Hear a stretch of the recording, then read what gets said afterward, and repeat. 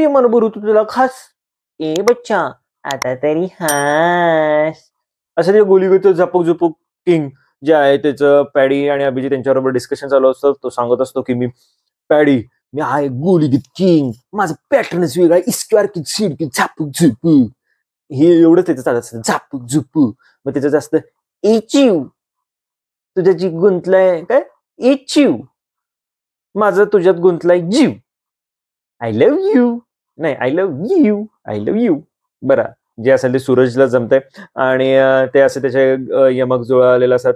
प्रेमानं भरवतो घास, आता तरी हास. त्यानंतर प्रेमानं असं केलं तसं केलं, माझे यमक जुळतात, मीच गोलीगत किंग.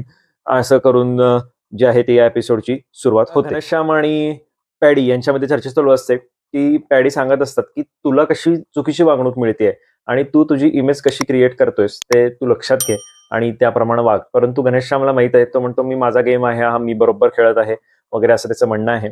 त्यावर ते अभिजितचं सुद्धा उदाहरण देतात की आम्ही सुद्धा अभिजितला तेच म्हणतो की निकी बऱ्याच गोष्टी चुकीचं वागते, परंतु त्यावेळी तू बोलत नाहीस, कारण इतर वेळी जे काय असतील त्याबद्दल तिचं कौतुक करतोस किंवा अशा गोष्टी करतोस, तर हे आम्हाला बरोबर वाटत नाही. त्यामुळे अशी त्याची जी चांगली इमेज आहे ती सुद्धा ढासळू शकते. आणि तू घनश्याम ते सुद्धा तसं कर, तुला जशा गोष्टी योग्य वाटतायत तशा कर, परंतु घनश्याम स्वतःच म्हणणं खरं करणार आहे. माहितच आहे की वर्षा, सूरज, जान्हवी आणि अंकिता हे 4 जण आहेत ते कॅप्टन्सीचे उमेदवार आहेत आणि या 4 कॅप्टन्सीच्या उमेदवारामधून एक कॅप्टन निवडायचा आहे. तर यासाठी यांनी एक छत्रीचा टास्क ठेवलेला आहे आणि पावसाचा आहे, छत्री पावसाचा टास्क आहे या नाव. तर यामध्ये असं आहे की एक समोर बजर ठेवलेला आहे. तर हे जे काही प्लेयर्स आहेत बाकीचे त्यांनी उभा राहायचं आहे लाईनमध्ये आणि जेव्हा बिग बॉस शिट्टी वाजवतील तेव्हा जो कोण पहिला जाऊन बजर वाजवेल, जो बजर वाजवेल त्याला चान्स मिळेल की बाजूलाच एक रेन डान्स केलेला आहे त्यामध्ये डान्स करायची संधी. तर हाच जो आहे तो हा माणूस उत्तम भूमिका बजावणार आहे. तर जी व्यक्ती तिथे डान्स करेल, म्हणजे जोपर्यंत गाणं लागेल तोपर्यंत डान्स करायचा आहे. आणि ह्या ज्या बाकीचे 4 व्यक्ती आहेत म्हणजे जान्हवी, वर्षा, अंकिता आणि सूरज जे कॅप्टन्सीचे उमेदवार आहेत, त्यांनी जी काही छत्री स्विमिंग एरियापाशी स्विमिंग पूलच्या शेजारी ठेवलेली आहे, तिथे एक चौकोन केलेला आहे सिक्युअर एरियामध्ये, ती तिथं नेऊन ठेवायचे. जो नेऊन ठेवेल तो जिंकेल. आणि जर ठेवली गेली नाही तर जो काही डान्स करणारा व्यक्ती आहे त्या डान्स करणाऱ्या व्यक्तीने सांगायचे की या 4 व्यक्तींमधला कोण व्यक्ती जो आहे तो मला हे करायचा आहे, म्हणजे कॅप्टन्सीचा उमेदवार म्हणून रद्द करायचा आहे. तर असं 2दा नाव आलं ज्या व्यक्तीचं या 4 मधल्या, तर तो आहे तो कॅप्टन्सीच्या उमेदवारीतून रद्द होईल. टास्कला सुरुवात झालेली आणि पहिल्या राऊंडमध्येच डीपी बजर वाजवतात आणि डान्स करायला सुरुवात करतात. ऑल इज वेलवर हा डान्स चालू होतो. अभिजित हे संचालक आहेत आणि इकडे या 4 जणांची जी काही छत्री जी ठेवलेली आहे ती त्या चौकोनापर्यंत नेण्याची तयारी चालू आहे. यामध्ये त्यांचा खेचाखेची उत्तमरित्या चालू असते. जान्हवीची ओव्हर ऍक्टिंग असते, दमली हाऊ हाऊ करत असते आणि गाणं थांबतं. डीपी सांगतात की मी जान्हवीला अपात्र करत आहे कारण जी छत्री तिथपर्यंत आलेली नाहीये, त्यामुळं अपात्र पात्र जे करायची आहे ती डान्स करणाऱ्या व्यक्तीला संधी मिळणार आहे. तर डीपी सांगतात जान्हवी जी आहे ती मागील आठवडे जे आहेत ते अतिशय तिचं वागणं जे आहे ते घरामध्ये चांगलं नव्हतं, परंतु गेल्या दीड आठवड्यापासून ती उत्तमरित्या प्रयत्न करत आहे आणि यामध्ये मला असं वाटतं की तिनं अपात्र राहिलेलं चांगलं. यावर तिचं असतं मग हा सूरज काय कॅपेबल आहे, ह्याचं काय कॅपेबल आहे, ह्याचं काय योगदान आहे, या 4 जणांपेक्षा मला सांगा. म्हणजे तुम्ही जे काय आहे ते जे व्यक्ती सुधारत आहे तिला सुद्धा तुम्ही संधी देत नाहीये. मग डीपी म्हणतात की आम्ही तुला संधी देत आहोत, तर तू ते संधीचं सोनं कर. तर ती म्हणते मला अशी संधी नको आहे, मला कॅप्टन्सीच पाहिजे. असं तिचं करून अकराळ विकराळ तिचं जे काही ते रूप आहे ते ती दाखवते. ती तिच्या स्वरूपात आलेली आहे मंजुलिकेच्या आणि त्यामुळे ती आता अशी चिडलेली आहे आणि आता चालू होतो दुसऱ्या राऊंडमध्ये. अरबाज बजर वाजवतो त्यामुळे त्याला डान्स करायची संधी मिळते. सुबह होने ना दे, रात होने ना दे, एक दुसरे को हम सोने ना दे, तू मेरा हिरो यावर डान्स चालू होतो. अरबाज त्याची बॉडी बिडी दाखवून पोरींना घायल करतो आणि यामध्ये निक्की जी आहे ती घायल झालेलीच असते, तिचा पण डान्स इकडे चालू होतो. या चौघांची खेचाखेची चालू होते. सूरज जे आहे ते त्या जो रेड बॉक्स आहे तिथपर्यंत ते नेतो व्यवस्थितरित्या आणि अशातच गाणं थांबतं. त्यावेळी सूरजनं जे आहे ती उत्तमरित्या पकड घेतलेली असते चौकोनात, त्या जी काही छत्री आहे ती नेलेली असते. परंतु जान्हवीचा याच्यावर आक्षेप असतो, ती म्हणते की नाही असं झालेलं आहे, मी जे आहे ते मीच ताकद लावली आणि सूरजनं तिथपर्यंत नेलेलंच नाहीये. यावर सगळेजण सांगतात की गाणं जोपर्यंत जेव्हा बंद होतो तेव्हा हा टास्क संपतो. तू गाणं संपल्यानंतर तू परत त्याच्यावर हालचाल केलीस त्यामुळे अशा गोष्टी घडलेल्या आहेत. परंतु यावर तिचं वादावादी चालू होते म्हणजे वादावादी म्हणजे कोणाची, निक्की, अरबाज, वैभव आणि जान्हवी यांची, की नाही हे चुकीचंच आहे, तुम्ही सगळे डिसिजन तसेच घेत आहात वगैरे.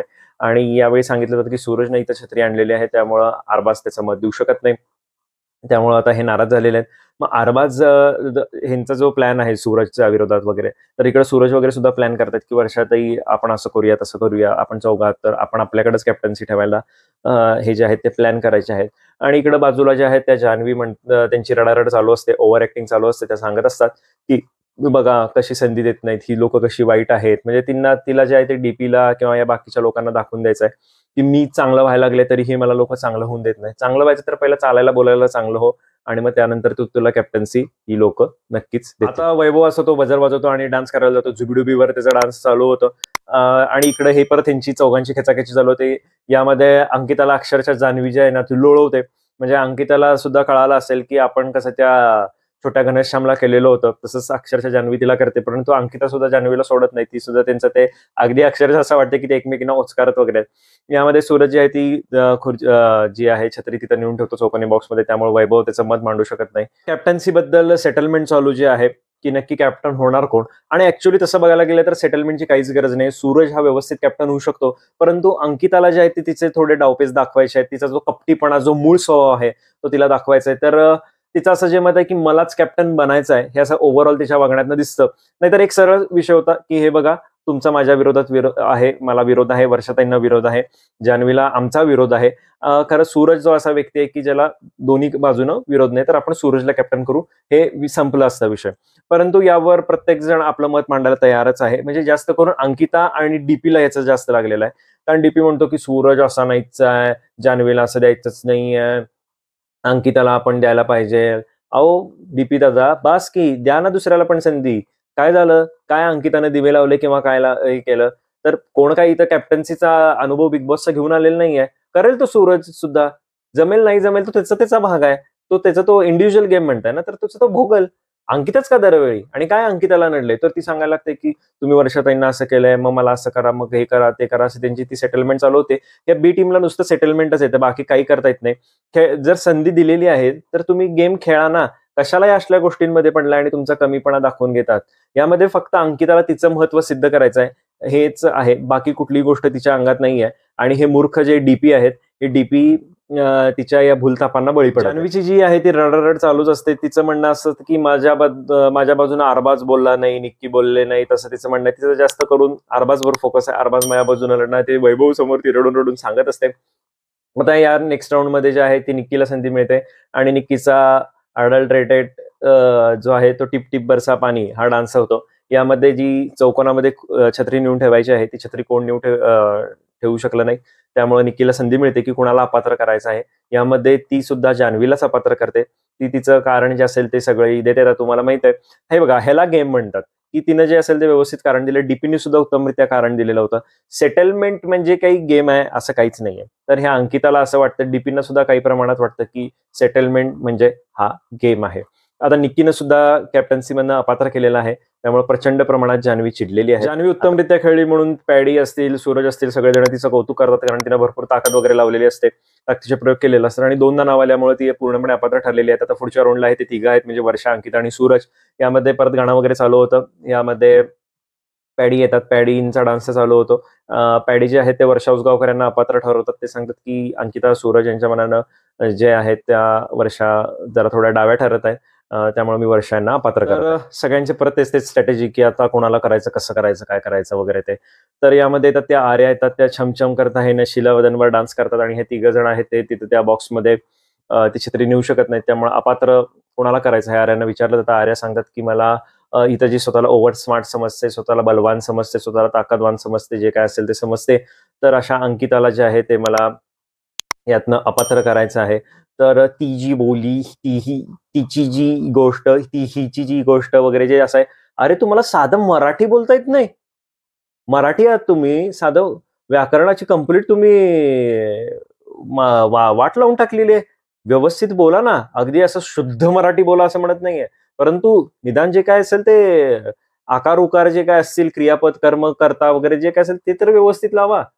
अगदी तुमच्याकडनं तरखडकरांचं इंग्रजी टू मराठी आम्ही म्हणत नाहीये. की तुम्ही बोला म्हणून, किंवा मराठी टू इंग्रजी बोला असं म्हणत नाहीये. तर आता तुम्हाला कळेल की सिम्पथी क्वीन ज्या अंकिताताई आहेत ना, तर सूरज हा कॅप्टन होणार आहे, त्यामुळे यांचा जळफळाट होत आहे.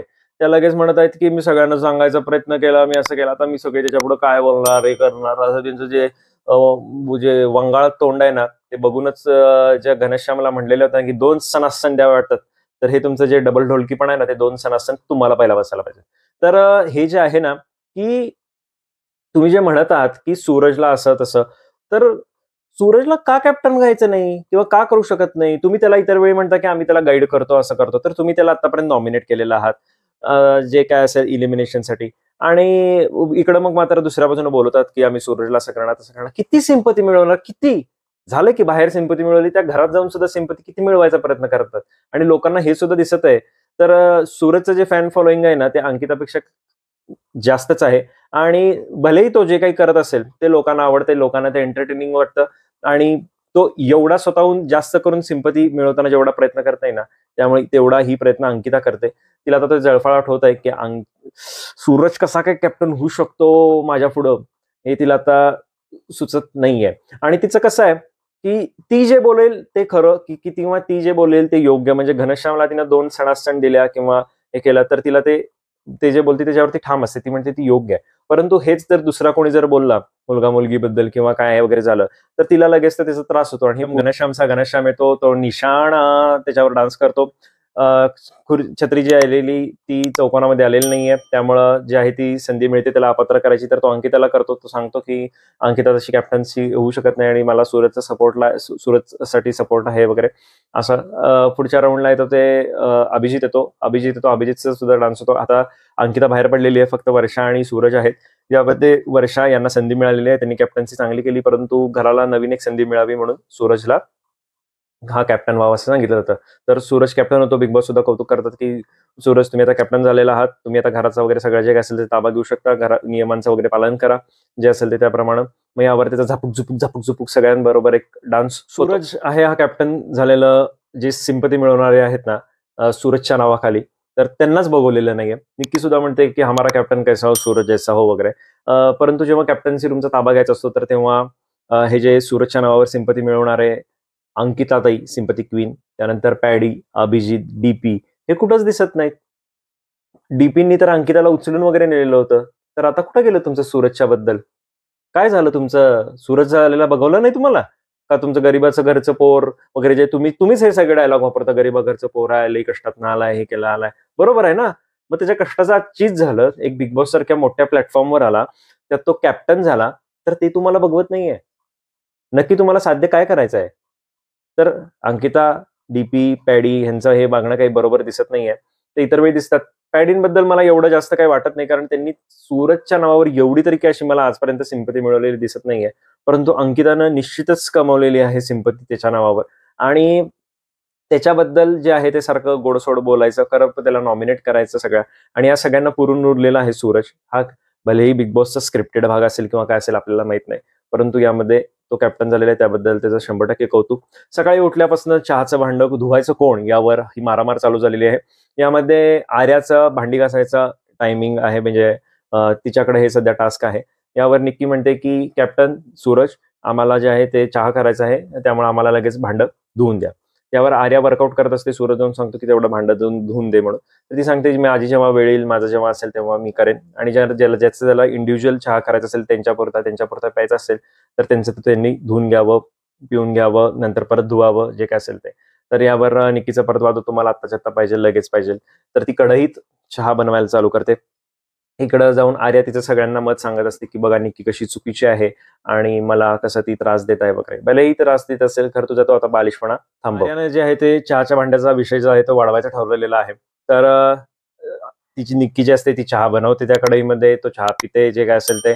तर आर्या येते, ती जी कढई असते ती निक्कीच्या बेडवर नेऊन ठेवते. निक्कीला ते पटत नाही, त्यावर अरबाज पण लगेच बाजू घेऊन येतो. आमचा दोघांचा हा कॉमन बेड आहे, आमच्या इथं क्रीडा चालतात आणि आम्हाला सुद्धा झोपायला त्रास होतो, इथं आमचे जे असेल ते कपडे आहेत ते खराब वगैरे होतात, त्यामुळं तू हे इथनं काढ, आणि हे मला चालणार नाही वगैरे. यावर बाकीच्या सगळ्यांचं पण तेच म्हणणं असतं, कशाला काय उगाच ह्याच्यात पडायला लागले, त्या कशाला तिला त्यातनं फुटेज मिळवायला लागले. मग ही उचलून निक्की इकडे ठेव, तिकडे ठेव, कॅप्टनला दादागिरी कर वगैरे असं तिचं चालू होतं. यामधनं काय अचानक जान्हवीच्या अंगात येतं कोणाशोक. तिला असं कळतं की आर्या आणि निक्की फुटेज घेऊन जातात. त्यामध्ये ती लगेच पडती. ती म्हणते अरबाज तू आता बैल झालेला आहेस निक्कीचा वगैरे जे असेल ते. तिचा आवाज चढतो. यामध्ये परत निक्कीची एंट्री होते. निक्की लगेच म्हणते तुझ्या बापानं जरी येऊन मला सांगितलं तरी मला काय फरक पडणार नाही, असं नाही तसं नाही. आर्याबद्दल बोलते. मग आर्या लगेच माझा बाप काढायचं नाही, असं नाही काढायचं नाही, तिचे आवाज चालू करते. त्या निक्कीला कशाला काय पाहिजे दुसऱ्याचे बाप आणि कशाला काय करतीस? पहिला तुझ्या बापाचं बघ ना, ते पहिला बघ. तुझ्या बापाबद्दल कोणाला बोललेलं चालेल का किंवा हे होईल का? तू कुठल्या पण छोट्या मोठ्या गोष्टीवर ना आईबाप काढतेस आणि हे करतेस, तुझे संस्कार दाखवायला लागलेस. तर जरा तोंडावर लगाम ठेवा. आणि रितेश देशमुख येत्या आठवड्यात काय करतात तिच्याबद्दल बघूया. मग ही काय करते आर्या येते आणि जी काय असते ती भांडी लागणारी जान्हवीबरोबर डिस्कशन करते आणि भांडी जी आहे ती लपवून ठेवते. मग सगळेजण येतात, वैभव वगैरे. तो वैभव म्हणतो भांडी गेली कुठं? मला आमलेट बनवायचं आहे, मला जे काही चहा करायचा आहे, पाणी प्यायचं आहे, जे काय असेल ते. तर भांडी तू लपवून का ठेवलीस? कोणाला विचारून ठेवलीस? तर ती म्हणते मी जान्हवीला विचारून ठेवले, मी अंकिताला विचारून ठेवलं, असं केलं तसं केलं. मग यावर जान्हवी सुद्धा म्हणते की तिने फक्त मला सांगितलं की असं असं करीन किंवा काय करीन. मग खरं घरातला आहे म्हणल्यावर घरात द्यायला पाहिजे. वैभव म्हणतो तू तिला एवढ्याशा बाबतीत घालून तिला मोठं कशाला करतेस? हा असेल ते विषय थांबव. मग अंकिताताई पण पुढाकार घेतात. हा सगळ्यांचा एकमताने डिसिजन झालेलं नसताना असं तू का केलंस? घरातल्या बाकीच्यांचा विचार केलाच नाहीस तू वगैरे, असं करून तिला बोलवलं जातं. आता हे भांड्यांचं जे आहे ते पुढं कितपत टिकते किंवा काय नाही याच्यावर बघूया. परंतु हे काही टिकणार नाही जास्त वेळ, कारण बाकीच्या कुणीच आर्याला सपोर्ट केलेलं नाहीये. आणि तिकडे निक्की अरबाज आहेत आणि इकडं बाकी सगळे जे आहेत ते घरातले सदस्य आर्याच्या विरोधात आहेत. त्यामुळं अशा प्रकारे या एपिसोडची सांगता झालेली आहे. तर तुम्हाला व्हिडिओ आवडली असेल तर नक्की लाईक करा, शेअर करा आणि तुमचं मत जे असेल ते कमेंट बॉक्समध्ये जरूर मांडा. तोपर्यंत धन्यवाद.